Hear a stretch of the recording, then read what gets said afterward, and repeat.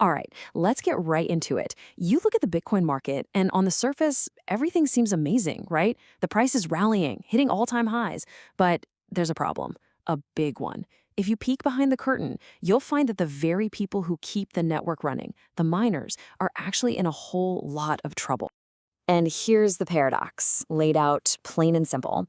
On the one hand, you've got the price of Bitcoin just rocketing up. But at the exact same time, the network's total computing power, what we call the hash rate, is actually going down. Miners are literally turning off their machines. I mean, these two signals are telling completely opposite stories. So what gives? If Bitcoin's worth so much money, why on earth would the people mining it be pulling the plug? Let's figure out what's really happening here. To get to the bottom of this, we have to stop looking at that big, shiny price ticker. That's not the real story. There's another number, a much, much more important one, that tells you everything you need to know about a miner's financial health. And here it is. The real answer isn't the price of Bitcoin. Nope. For a miner, their entire world revolves around a metric called hash price.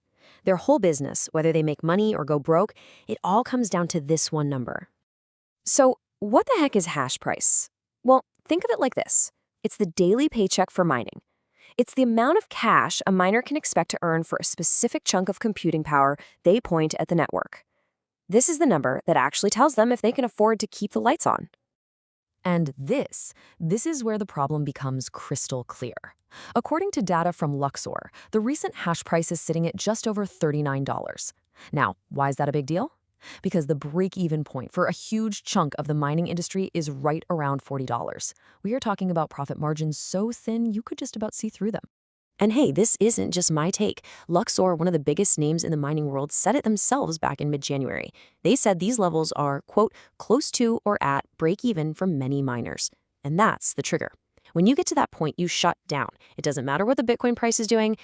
So let's bring this down from the 30,000-foot view of the network right down to a single mining rig. Let's look at the actual dollars and cents of what a miner is dealing with every single day. Okay, check this out. Let's take a super common machine, the Antminer S19J Pro. It's a workhorse, but it's not the newest kid on the block. Right now, it's earning about $3.50 a day in revenue. The problem? Well, it costs almost $6 a day in electricity to run. It's literally burning cash every day. And even if you have the newest top-of-the-line model, the S21, look at that. It's barely profitable. We're talking about pennies. Let's just pause on that one number for a second. Negative $2.37. Every single day, for thousands and thousands of machines out there, that is the cold, hard reality. And honestly, what would you do?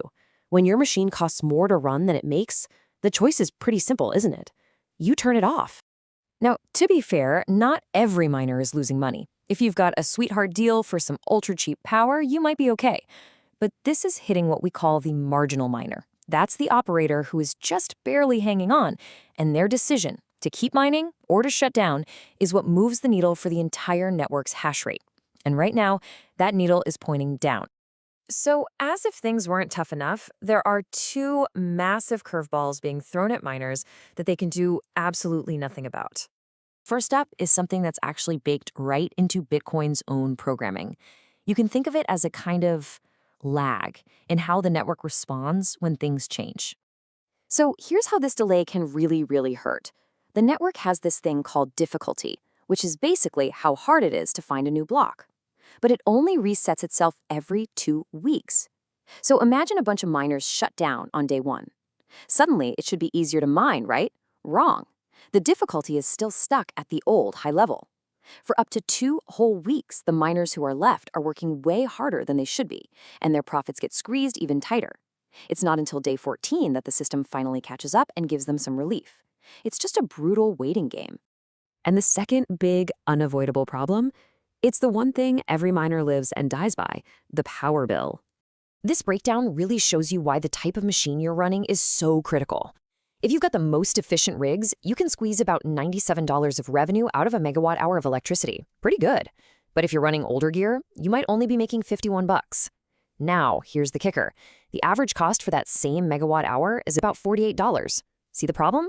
For those older rigs, there is basically no buffer. A tiny little jump in power costs, and boom, you are deep in the red. So, with all this going on, you're probably wondering, What should we be looking for next?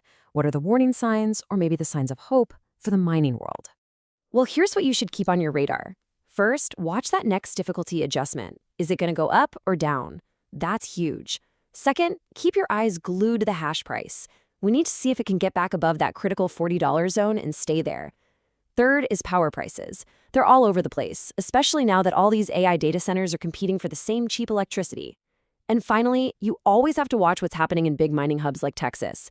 Any new rules or grid problems there can have a massive ripple effect. And all of this leads us to the one big lingering question.